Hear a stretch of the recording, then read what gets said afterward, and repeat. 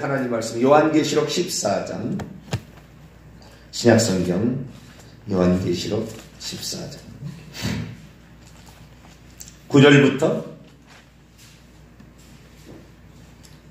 요한계시록 14장 9절부터 12절까지 요한계시록 14장 9절에서 12절까지 말씀을 한 절씩 교독하시도록 합니다.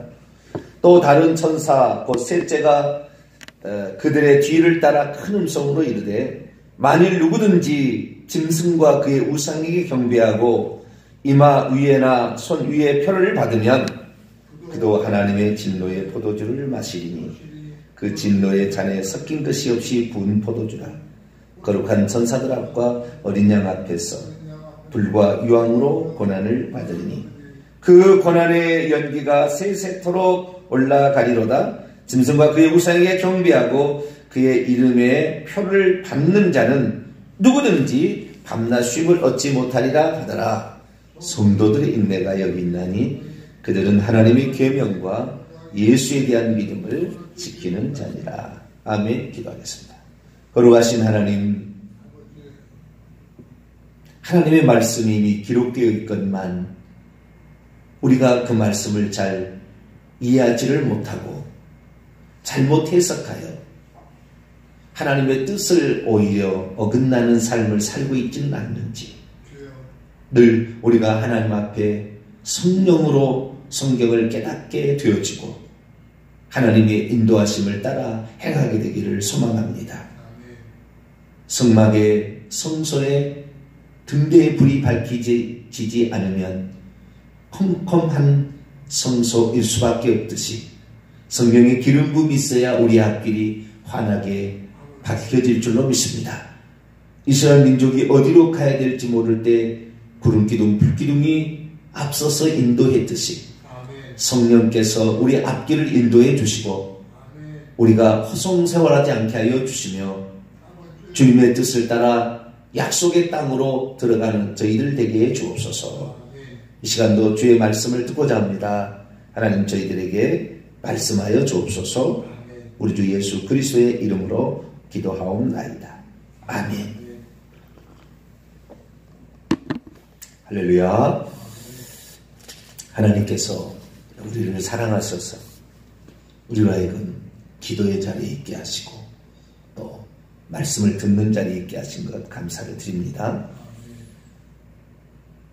누구나 할 수 있는 게 아니고 누구나 들을 수 있는 게 아니죠. 생각하면 그런 것 같습니다. 은혜다, 특별한 은혜다라는 생각을 갖게 됩니다.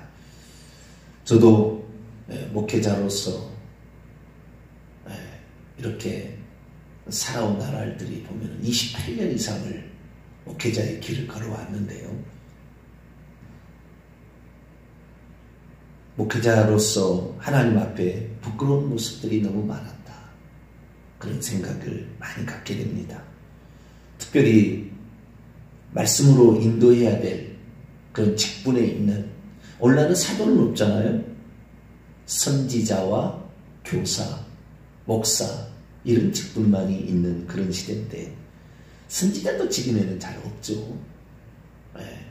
목사와 교사만 있는 그런 시대인데 그 역할이 얼마나 중요한가라는 것을 생각하게 됩니다. 주님이 오실 날이 가까울 때 우리가 속지 말아야 될 것들이 있습니다. 속으면 허송세월하는 것입니다. 시간 낭비, 물질 낭비, 영혼도 뺏기게 돼서 결국에 우리의 영혼이 결국에 지옥에 갈 수도 있는 어마어마한 일들이 있는 것이죠. 그래서 우리는 성경에 나와 있는 말씀들을 정확히 이해해야 되는데 특히 요한계시록에 나와 있는 말씀을 잘 이해합니다. 저는 2007년 6월부터 2017년 6월부터 2018년 8월 달까지 요한계시록 강의를 52주 강의를 했습니다. 52번 했습니다. 52번. 강의를 통하여 분명하고 선명하게 이제는 다 들어왔습니다. 제가 가장 많이 읽은 책이 요한계시록인데요. 왜냐하면은 이 요한계시록을 가지고 많은 사람들이 거짓을 말합니다. 해석을 잘못하는 경우도 있고요. 거짓된 것을 속여서 이단으로 끌고 가고 헛된 종말론에 빠지게 한 사람들도 있습니다. 물론 정통에 속한 이런 목사님들도 해석을 잘못해서 헷갈리게 하는 것도 많이 있습니다. 그래서 무엇보다도 이것을 잘 알아야 되겠다라는 생각을 해서 이게 읽어보는데, 신론, 인간론, 구원론 이런 것들이 정확하게 정립이 되지 아니하면 이거 잘 풀리지 않습니다. 이거 풀리지 않아요. 천년왕국에 대해서 잘못 풀어버리면 이 요한계시록 처음부터 잘못된 길로 갑니다. 처음에 1장, 2장, 3장, 4장, 5장까지는 한 분 하나님에 관한 정확한 이해가 없으면 또 이거 잘못 풀어가게 됩니다. 그래서 이 신론과 그 다음에 우리가 어떻게 구원을 받는 것인가, 이 구원론에 관하여 제대로 정립이 되지 않으면 또 이거 요한계시록을 엉뚱한 곳으로 풀어갑니다. 그래서 참으로 이게 참 중요한 것인데, 그 중에서 지금까지도 개인적으로 그렇습니다. 제가 과거에 잘못된 생각을 했던 적이 있었는데, 저는 전 3년 반 뒤에 후 3년 반이 되기 전에 휴거가 일어날 것이 아닌가라고 생각을 했던 적이 있었습니다. 왜냐하면 저도 세대주의적인 어떤 그 영향이 그것이 바른 길이라고 생각할 때가 있었거든요. 물론 그것을 공개적으로 많이 얘기하지는 않았지만, 그러나 그런 생각을 갖고 있으면서 글을 쓴 경우도 있었습니다. 그런데 지금 와서는 정말 죄송스럽고 정말 하나님 앞에 참회를 드립니다. 왜냐하면 내가 너무나 모르고 자의적인 성경을 해석했었구나 라는 생각을 하기 때문이죠. 그래서 우리는 정말 제대로 된 사람들에게 들어야 됩니다. 내가 누구에게 먼저 들었느냐가 중요하거든요. 그 들은 대로 생각을 하게 되거든요. 그래서 정말 이 성경을 제대로 풀어낼 수 있는 신론, 하나님에 관하여 정확히, 성경이 말하는 하나님에 관하여 정확히 알고 있어야 되고, 어떻게 구원을 얻게 되는지를 정확히 알고 있어야 되고, 그리고 이 적그리스도, 거짓 선지자, 용 해당하는 이 세 개 짐승, 이 짐승으로 표현되죠. 원래는 짐승이 아니라 짐승을 이용하는 거니까 짐승으로 표현되는 이 세 가지 존재, 세 가지 다 짐승입니다. 용도 짐승이요, 바다에서 올라오는 짐승도 짐승이요, 그리고 땅에서 올라오는 짐승도 짐승입니다. 근데 그것을 실제적으로 풀어갈 때는 용과 짐승과 거짓 선자라고 요한계시록 16장에 나옵니다. 그래서 이 세 존재, 이거 다 타락한 천사들이고, 루시퍼와 그 다음에 그 밑에 종과 그 밑에 부하들이겠죠. 이 세 존재가 결국에 이 누군가에 관하여 정확한 또 이해가 없으면 이 요한계시록을 엉뚱하게 또 풀어가는 거예요. 엉뚱하게. 그래서 정말 이게 과거에 옛날 사람들이 이것을 잘 설교를 못했었겠구나, 이거 설교하기 쉽지 않았었겠구나 라는 생각을 합니다. 이제는 그러한 그 세 존재에 관한 이야기와 천년왕국에 관하여 정확한 명확한 그 성령의 이 깨달음이 분명해졌기 때문에 이제 얘기가 제가 하게 된 거죠. 그래서 52주 동안 강의를 했는데 속히 제가 책을 내야 될 것 같아요. 왜냐하면은 너무나 많은 요한계시록 책이 있거든요. 나와 있거든요. 나와 있는데 이 정확한 제시가 사실 많이 부족하고 엉뚱한 해석이 너무 많은 거예요. 그래서 이제 들어보면 알 거예요. 이제 보고 들어보면 알죠. 이게 지금까지 해석된 것에 무엇이 잘못되었는가. 저에게 하나님이 특별히 은사를 주는 것이 분별력의 은사인데, 이 분별력으로 이게 어느 부분이 어떻게 잘못되었는가, 그리고 이단은 어떤 것들을 우리의 허점을 노리고 이용해서 우리를 미혹으로 끌고 가는 것인가, 그렇게 알아야 되는 것입니다. 특별히 우리 오늘 읽었던 짐승의 표에 관한 666, 짐승의 표, 사단의 표시죠. 이 짐승의 표에 관한 이 이야기도 오늘까지도 사람을 미혹해서 지금도 하나님께 정확히 속하지 못하고 우리가 해야 될 본연의 일을 수행하지 못하게 곁길로 세게 만들어서 결국에 시한부 종말론자를 만들어버리는 그 엉뚱한 일들을 지금도 감당하고 있습니다. 제가 한때 몸담고 있었던 이런 카페들이 있었는데 그런 카페들이 어떤 것은 폐쇄당하기도 하고 자진 폐쇄, 어떤 지각 있는 사람은 자신이 잘못되었다는 것을 폐쇄하기도 하고, 그러나 지금까지도 활동하는 것을 지금도 속이고 있는 거예요. 지금도 환란전 주거, 지금도 세대주의적 전천연설을 주장하고, 지금도 7년 환란전 주거, 그리고 적그리스도의 출현, 그리고 예수 그리스도의 지상재림 천년왕국, 백보자 심판, 그리고 새하늘과 새 땅 불못이라는 이 도식이 얼마나 잘못되었는지를 모른 채 그것을 따라가게 되는데, 왜 따라가게 됩니까? 목회자가 얘기를 하니까. 목회자들이 얘기하니까 목회자들이 거짓말이지는 않았을 거라는 생각이죠. 그럼 성도들은 잘 모르니까, 이분이 우리보다 더 성경을 많이 아니까 제대로 길 가겠지. 그러나 제가 며칠 전에도 얘기했습니다마는 말세에 가장 위험한 것이 뭐냐? 환난 핍박보다는 미혹이 더 위험하다. 미혹이, 속이는 것이 더 위험하다. 사람의 미혹을, 그 사람은 결국에 뒤에 읽어보면 마태복음 24장 읽어보면 거짓 선지자의 미혹이다. 거짓 선지자는 뭐냐? 교회 내에서 활동하는 자들인데 이들이 바로 땅에서 올라오는 두 뿔 가진 어린 양. 꼭 예수님과 같이 교회에서 꼭 정말 예수님과 같이 말씀하는 자들에 의한 속임수가 있다. 그래서 오늘날 전혀 하나님을 모르는 쪽에서 하는 것은 금방 알아차릴 수가 있으나 교회 내에서 목사라는 신분을 가지고 얘기하는 것을 사람이 들으면서 그래도 목사님이 얘기하는데 맞겠지라고 얘기하는데 그것이 틀리게 되었을 때 그 책임을 누가 감당할 것인가? 결국에 자유의지니까 자기가 감당하겠지만 또 제가 얘기했던 내용을 듣고 사람들이 믿을 수도 있고 안 믿을 수 있을 거예요. 그러나 그것은 자기의 책임이죠. 자기의 책임. 자기의 책임인데 목회자의 중요성을 저는 너무 많이 바라보고 말세가 될수록 우리는 참된 종, 진리를 풀어낼 수 있는 종, 이단을 정확히 분별해낼 수 있는 그런 종, 천국을 정확히 가게 할 수 있는 그런 종이 나올 수 있도록 또 그런 종과 함께하는 정말 그런 시대가 됐으면 좋겠다. 그런 생각을 갖게 됩니다. 이 짐승의 표현하는 거 이거 보면은 제가 요즘에 너무 화가 나요. 왜? 얼마나 많은 사람들이 이 말 때문에 속고 지금 살고 있으니까. 왜 제가 이런 얘기를 하냐면 과거에 우리나라에 종말론에 관하여 많은 일들이 있었잖아요. 1992년 10월 28일 다미선교에 저희 집 시골에 있는 교회 한 교회가 통째로 넘어갔거든요. 그 다미선교에.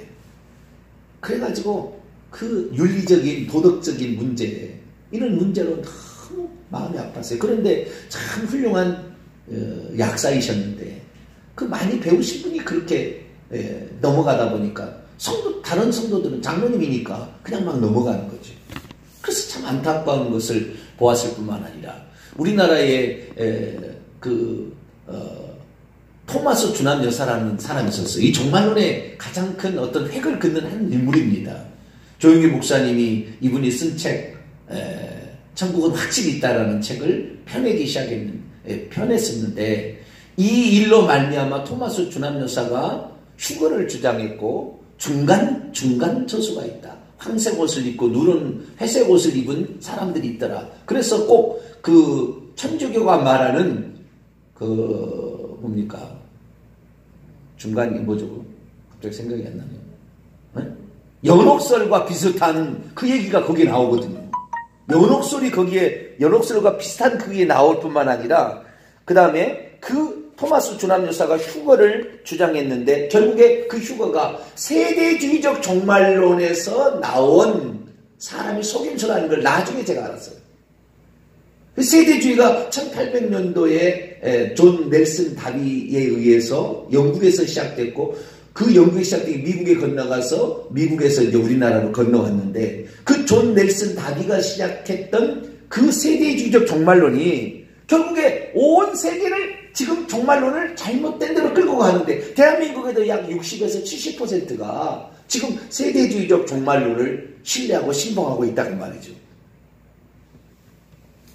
그들이 말하는 모든 구절이 성경 원문으로 살피면 정확히 틀렸다는 것이 제가 다 해설할 수 있습니다. 정확히 틀렸다. 그들은 성경 원문을 잘 몰라요. 그리고 이 요한계시록에 나타나 있는 사실을 정확히 설명해 주지 못한 앞뒤가 틀립니다. 짐승의 표라고 했을 때 이 짐승이 표를요, 그들 어떻게 생각하냐면 표를 베리칩이라고 얘기하는 거가 나왔잖아요. 그 토마스 주남여사가 휴거 얘기하다가 그 책이 쓰여진 지 1년 뒤인가요? 2008년일 거예요, 아마.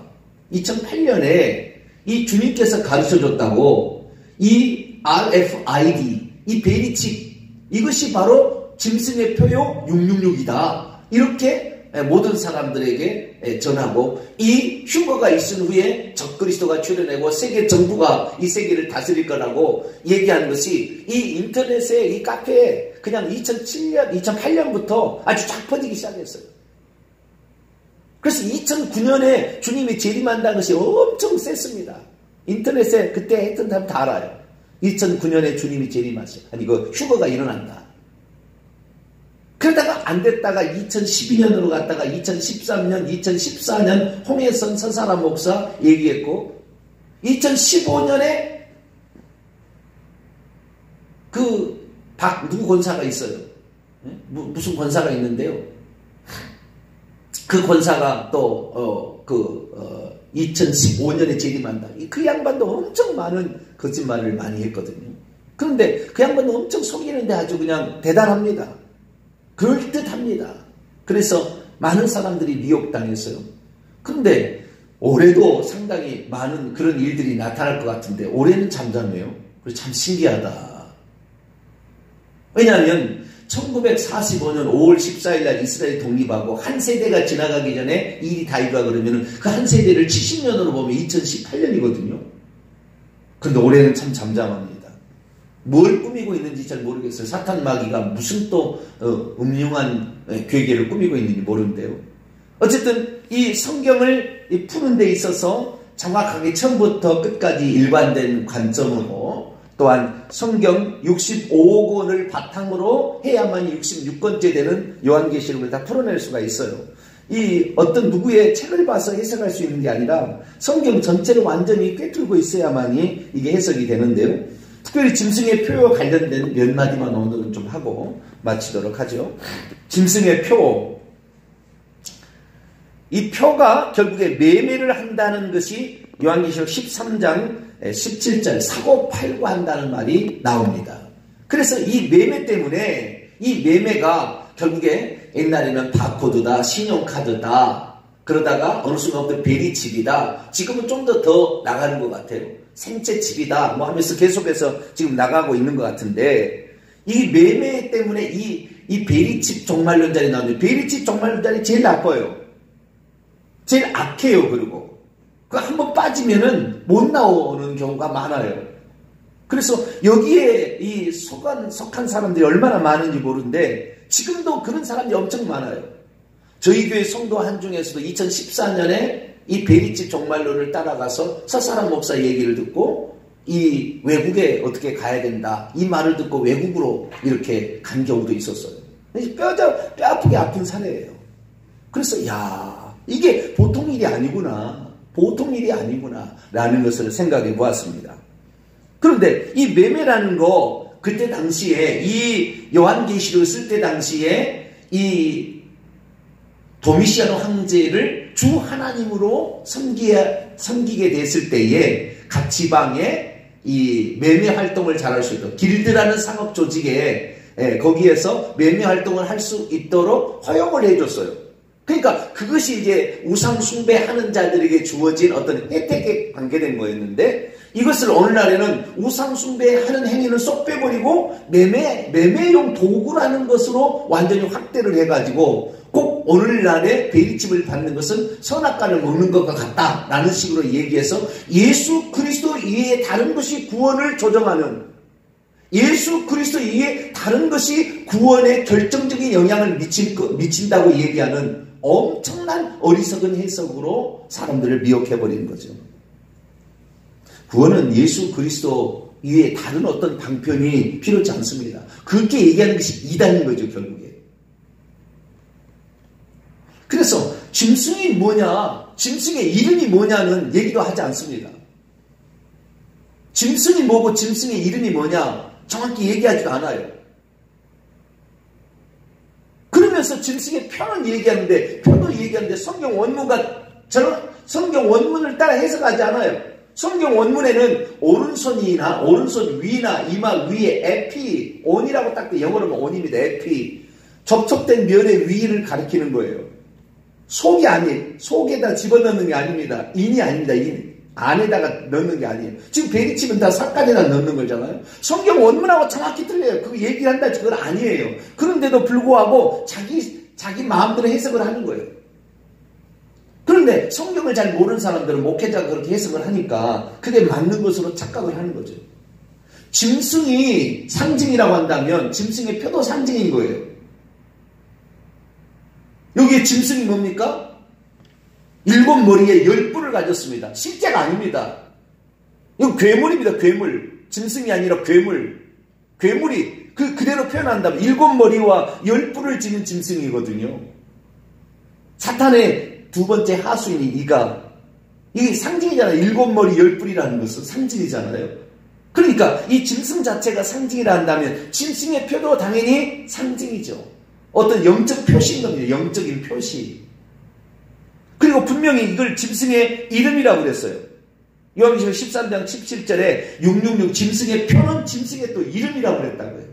또 사람의 이름이라고 그랬다고요. 그런데 그 이름값을 게마티리아로 계산해보면 666이 나와요. 나온다고 그랬어요. 그러면 베리칩이 666이냐? 말도 안 됩니다. 베리칩 계산해보면 540이에요. 베리피케이션 칩으로 해보면 1002가 나와요. 아니에요. 그냥 바로 답이 나오게 돼 있다고요. 그런데 이런 계산을 해보지도 않아요. 성경대로 말한다고 한다면 성경대로 얘기를 했어야 되는데 성경대로 얘기하지 않아요. 그래서 이 표라는 것은 뭐냐? 그 우상 숭배하는 자들에게 주어지는 표식입니다. 한마디로.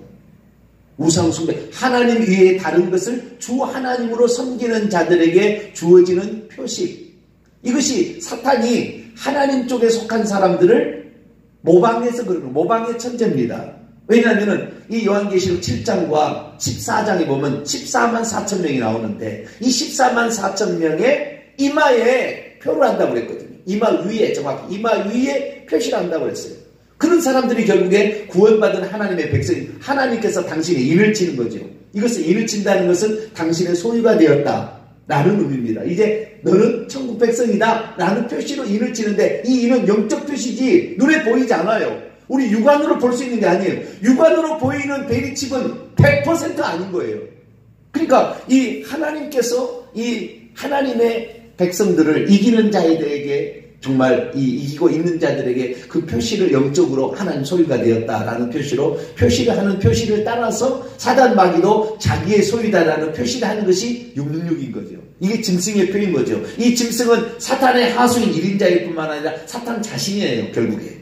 그러니까 사탄이 결국에 자기 자신의 소유 표시로 하는 것이 뭐냐? 이것이 666이다.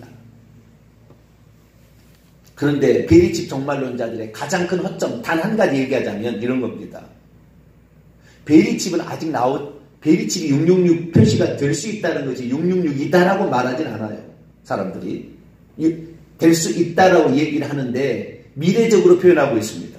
그러면 과거에 사탄의 소유가 없었느냐? 사탄의 표를 안 받는 자가 없었느냐? 아니에요. 창세 이후로 사탄이 자기 소유라고 인을 친 사람이 수도 없이 많아요. 그런데 베리칩이 만약에 666이다 그러면 아직도 한 사람도 안 받았다는 건데, 한 사람도 사탄의 소유가 없다는 건데, 한 사람도 지옥 안 갔다는 건데, 이것이 거짓말이다 그 말이에요. 과거도 있었고 현재도 있고 미래도 있는 일이에요. 과거도 이미 사탄이 자기의 우상속, 예를 들어서 이게 대표적인 게 다니엘서 나오잖아요. 다니엘서 바벨론 왕이 두라 평지에다가 우상을 만들고 숭배하라. 이렇게 하면 우상 숭배하면 사탄의 소유가 되는 거예요. 그러니까 옛날부터 이런 일은 있었는데 미래의 일로 계속 얘기를 함으로 과거에는 없었던 것으로 표현한 이것 자체가 이거 하나만 거짓말이에요. 그들이 거짓말이에요. 베리치만이 아니다 그 말이에요. 옛날부터 우상 숭배하는 모든 사람들이 그 짐승의 표를 받아온 거지요. 자, 요한계시록 13장 8절 하나만 봅시다. 이것만 보더라도요 금방 그들이 거짓말인 줄 알아요. 베리칩이 666이다. 99.9999% 거짓말입니다. 될 수 없어요. 절대. 자, 8절입니다. 있습니다. 시작. 죽임을 당한 어린 양의 생명책에 창세 이후로 이름이 기록되지 못하고 이 땅에 사는 자들은 다 그 짐승에게 경배할. 그 짐승의 표가 666인데 그 짐승이 창세 이후로 생명책에 하나님의 생명책에 이름이 기록되지 못한 사람들은 그 짐승을 해왔다는 말이에요. 해온 거예요. 지금까지. 경배할 것이다. 그래서 과거에 다니엘 시대도 대표적인 거예요. 그것이. 그래서 다니엘 시대 하나님께서 계시를 가르쳐 준 거예요. 그 형상에 관한 머리, 가슴과 팔, 배, 널쩍 다리, 10발가락 이 해석을 다니엘서 2장부터 해가지고 설명을 해준 거예요. 우상숭배다. 이게 우상숭배다. 그래서 요한계시록에 이 짐승의 표를 얘기하는 5 부분이 나와요. 요한계시록 13장 12절 15절, 요한계시록 14장 9절, 15장 2절, 16장 2절, 20장 4절 이 5군데를 보게 되면 전부 다 이 짐승의 표를 받는 것은 짐승을 경배하는 자들에게 주어지는 표식이라고 나오는 겁니다. 그러니까 짐승에 경배하지 아니하고 우상 숭배하지 아니하고 베리칩을 하나의 물건으로 의료용 도구로 활용하는 것은 이것은 아무 상관이 없는 거. 이것은 천국 가고 지옥 가는 문제가 아니에요. 그냥 물건을 우리가 신용카 돈을 이용하듯이 이용하는 건데 이것을 두렵게 만들어서 이거 받으면 베리칩을 받게 되면 지옥 갈 것처럼 생각해서 이것이 그 시대가 돌아온다. 그러니까 도망치자. 뭐 엄청난 얘기 거짓말이 나오는 거예요. 그래서 이 베리칩이 위치 추적이 된다. 위치 추적도 되지 않아요. 거기에 그 위치 추적뿐만 아니라 그것으로 무슨 세포의 생각, 마음의 생각까지 조정한다. 상상 공상의 이야기 전부 나와서 인터넷 보면 다 나와요. 이건 말도 안 돼요. 128개의 유전자가 아니고 128개의 단어를 기록할 수 있는 아주 적은 용량의 메모리일 뿐이에요. 그런데도 사람이 속는 거예요. 모르니까. 주의 종들이 얘기하는 사람도 있으니까. 목사들 중에 얘기하는 그 책임을 받을 겁니다. 그 목사들은 반드시. 거짓으로 인도했으니까. 거짓 선지자가 무엇입니까? 베리칩이 나오기 전에도 이미 짐승의 표를 받아왔다 그 말이에요. 우상 숭배하는 자예요. 자, 오늘 본 말씀입니다. 요한계시록 14장 9절 같이 읽어볼까요? 시작. 또 다른 천사고 셋째가 그들의 뒤를 따라 금서 이르되 만일 누구든지 짐승과 그의 우상에게 경배하고 이마에나 손에 표를 받으면 여기 전부 이마 위 그 다음에 손 위라고 되어 있습니다. 원문에는 한글 성경에는 안 나왔지만 에피라고 정확히 나와 있어요.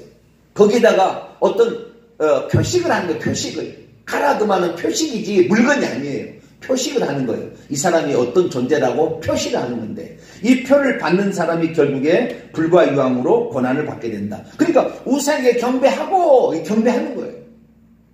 하나만 더 읽읍시다. 20장 4절 반대쪽에 경배하지 않는 자에 관한 이야기. 이 경배하는 자들은 불과 유황으로 던져지만 경배하지 않는 자는 짐승의 표를 받지 않는 자는 천년왕국 천국에 들어가서 왕노한다. 그 말을 볼까요? 20장 4절입니다.